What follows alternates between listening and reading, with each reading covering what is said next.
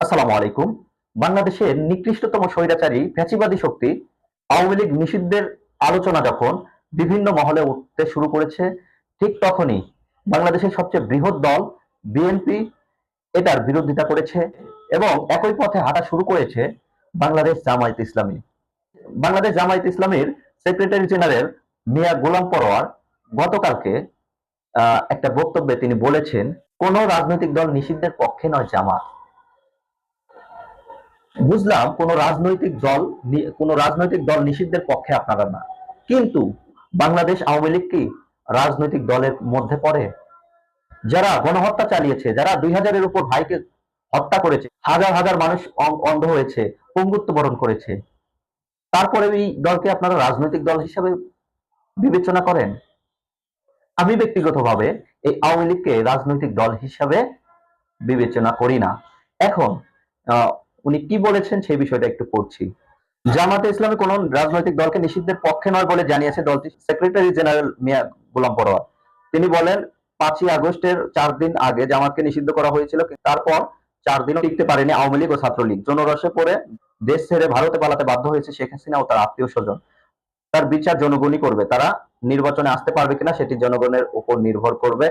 তবে কোন দলকে নিষিদ্ধের পক্ষে নয় জামাত। আইনি প্রক্রিয়ায় খুনি শেখ হাসিনাকে বিচারের আওতায় এনে শাস্তি কার্যকর করা হবে বলে তিনি জানান।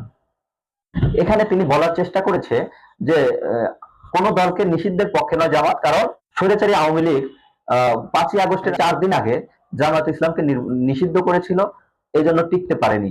এখন এই জামাতের সেক্রেটারি জেনারেলের কাছে আমার প্রশ্ন, আপনারা জামাতকে নিষিদ্ধ করার ফলে আওয়ামী লীগের পতন হয়েছে এরকম কথা বলার চেষ্টা করছেন, তাহলে কি আপনি জামাত আর আওয়ামী লীগ বা একই বলতে চাচ্ছেন? তার মানে মিয়া গোলাম পরোয়ার ওখানে আরো কিছু কথা বলেছে, যেটা ভিডিওতে আছে। উনি বলেছেন যে আমরা কারো সাথে একই ধরনের আচরণ করতে পারি না, আমাদের সাথে যে আচরণ করা হয়েছে সেই একই ধরনের আচরণ করতে পারি না। এখন আমার প্রশ্ন, একই ধরনের আচরণ মানে কি? তার মানে আপনারা স্বৈরাচার ছিলেন, এটা আপনি বলতে চাচ্ছেন? এটা তো কখনোই হতে পারে না। এখানে জামাত ইসলামী ছিল একটা নিপীড়িত সংগঠন, আর আওয়ামী লীগ একটা ফ্যাসিস্ট সংগঠন। এখন নিপীড়িত সংগঠনকে নিষিদ্ধ হয়েছিল বলে এখন ফ্যাসিস্ট সংগঠনকে নিষিদ্ধ করা যাবে না, এইরকম যদি কথা বলেন, তাহলে দুই দলকে একই পাল্লায় মাপা হচ্ছে। আপনারা নিজেরাই নিজেদের ছোট করছেন। আপনারা যদি এই আওয়ামী লীগের সাথে নির্বাচন করতে চান, জামাত ইসলাম বা বিএনপি যারাই এই আওয়ামী লীগ বা স্বৈরাচারী শক্তির সাথে যারা নির্বাচন করতে চাবেন, তাদেরকে বাংলাদেশের মানুষ বয়কট করবে। প্রায় 2000 ভাইয়ের লাশের উপর দাঁড়িয়ে শেখ হাসিনার আওয়ামী লীগ আবার বাংলাদেশের নির্বাচন করবে এবং সংসদে যাবে, সেই চিন্তা ভাবনা ভুলেও ঠিক করবেন না। কারণ ছাত্র জনতা এটা হতে দেবে না। ছাত্র জনতা অবশ্যই এটার বিরুদ্ধে দাঁড়াবে। যদি ছাত্র জনতার পক্ষ থেকে কেউ না দাঁড়ায়, আমরা সামান্য গুটি কয়েক কিছু হলেও আমরা দাঁড়িয়ে যাব। আর ছাত্র জনতা 2000 ভাইয়ের সাথে বেইমানি করবে না। হাজার হাজার ভাই পঙ্গুত্ব বরণ করেছে, চোখ হারিয়েছে, আহত হয়েছে। এই সব আহ, এত কিছুর পরে স্বৈরাচারী শেখ হাসিনা পালাতে বাধ্য হয়েছে, সেই শেখ হাসিনার আওয়ামী লীগ আবার বাংলাদেশে রাজনীতি করবে, আবার বাংলাদেশে নির্বাচন করবে, সেই চিন্তা ভাবনা যদি কোনো ভাবে আপনারা করেন, বাংলাদেশের ছাত্র জনতা আপনাদের বিপক্ষে দাঁড়িয়ে যাবে বলেই আমি মনে করি।